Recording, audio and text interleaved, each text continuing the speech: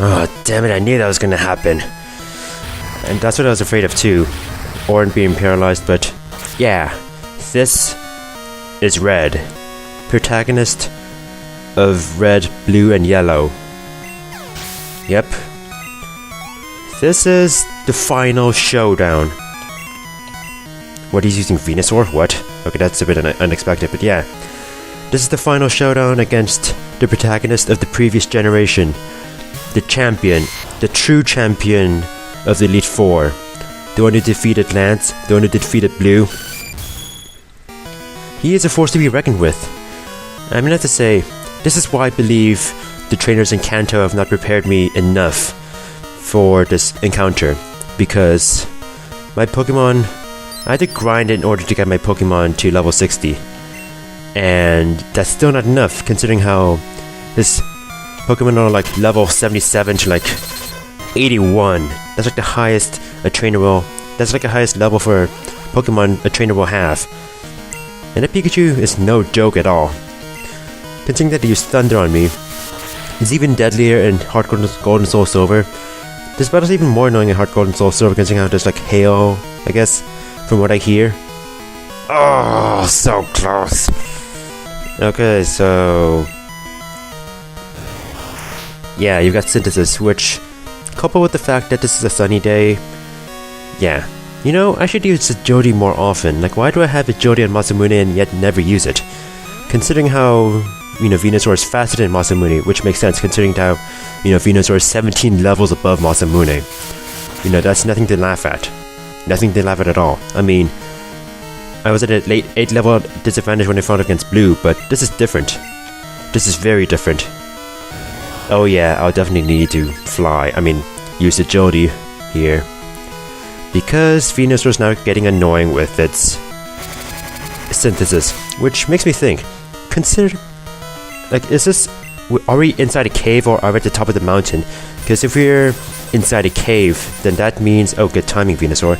If we're inside a cave, then that means, you know, there's no sunlight for Venusaur to absorb, so that its Synthesis would suck. But on the other hand, if this is outside, then maybe its Synthesis would work out. But then again, I'm trying to use physical logic here instead of, you know, video game logic, which rules in this situation.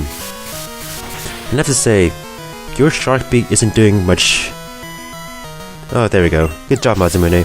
Now, I could have used Bakufan, but it's just that Masamune is better protected against Venusaur, considering how it has a quad weakness to grass instead of, you know, okay, so he's using Charizard. You know what? Just because I feel like it, let's use Bakufan. Just because I want to have a battle of fire versus fire. Wait, does Charizard have Rock Slide? I hope it doesn't. I mean, I know it has Wing Attack, and I know that it has Flamethrower, and I know that you're faster, and I know that you're faster, and I know that you're gonna use Flamethrower, like you're gonna spam it, even though you probably have better, you know. I mean, that's not unimpressive at all. That's pretty formidable. I mean, if you want to use full stores or master, you know, potions here, go use it, because you need them. You'll need them. And you know what? I should have given Bakufan a magnet instead of a charcoal. Considering how I'm not using Flamethrower. Like, I debated whether or not to, I kind of debated whether or not I actually wanted to give Bakufan of, Flamethrower, considering how I probably don't need to use it that much, considering how I plan to use Masamune against Venusaur, but I just wanted to get to level 60 because I thought it was a good level to, you know, level up to. Okay, so I mean, I guess I can use Flamethrower to finish Charizard off, so why not? Unless, you know, the sunlight just fades away. I'll use it anyway. Screw it. Oh, now you're using Wing Attack. I think he was using Flamethrower just because the sunlight was strong, so that, you know, the power of Flamethrower would be boosted. Oh, there we go. Flamethrower was enough to kill Charizard. Awesome. Basically, I could have used Storm, but I'm saving Storm for somebody else. You know who I'm saving it for. Now, I'm gonna be stupid and bring on Orin. Dion. That's what I imagine its cry sounds like Dion.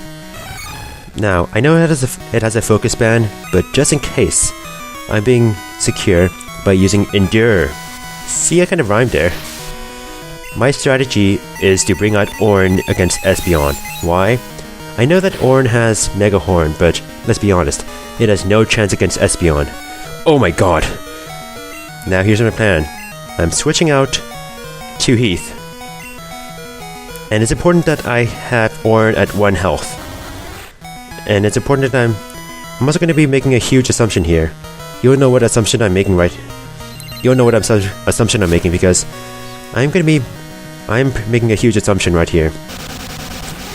As I previously said, but I'll talk more about it later on. What assumption I'm talking about. But right now, we have Espeon at our command. I should stall, because that reflect might be a problem. That reflect is going to be a problem. So let's just use Curse a few times, considering how Espeon can only use Swift against me. And that could be annoying, seeing that is his only means of attack. I just want to kill Espeon around the time its reflect goes away. So that's my strategy. Because I will need Heath later on just in case something fails. You know what I'm talking about. You probably do. It's probably going to be... Whoa, that sounded weird. It sounded like...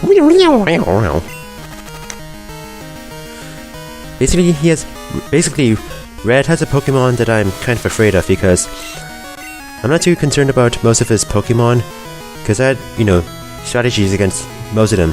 I guess I was worried about Pikachu paralyzing Orin and it happened, but I'm going to use Shadow Ball now because I think it has been about 5 turns since Reflect was on. And Reflect should fade after the Shadow Ball, right? Good. Let me see. Okay. Unless he sends out... Okay, he's sending out Snorlax. Now, here's my plan. I've never used Reversal to its full potential before. Now's the time, because I want to get rid of the Snorlax as soon as possible. Good. Now there's nothing protecting you. Now my hope is Orin is faster than Snorlax. Yes! Okay, let's see how much damage this does. Because Reversal does more damage if I have less HP, and I'm at the lowest amount of HP I can have before using Reversal. Okay, come on, keep on going down, keep on going down, keep on going down. Yes! Woo! I'm trying not to be too loud because of my neighbors, but yeah. Oh, my master plan, it worked.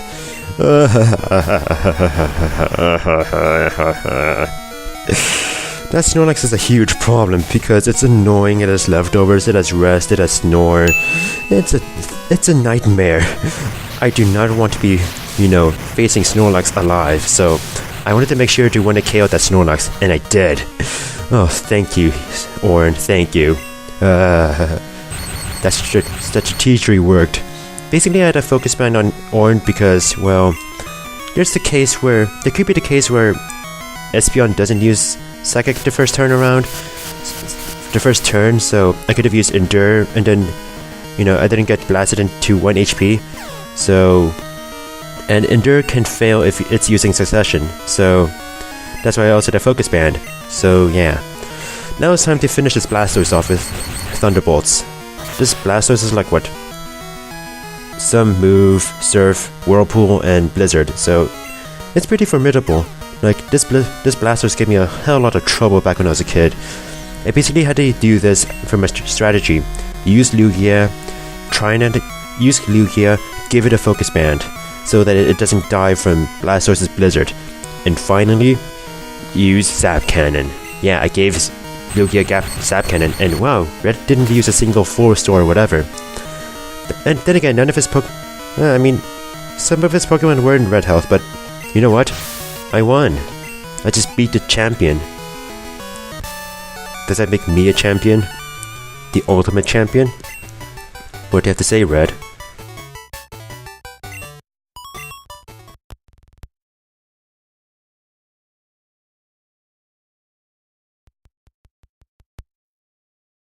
And that is the end of Pokemon Crystal.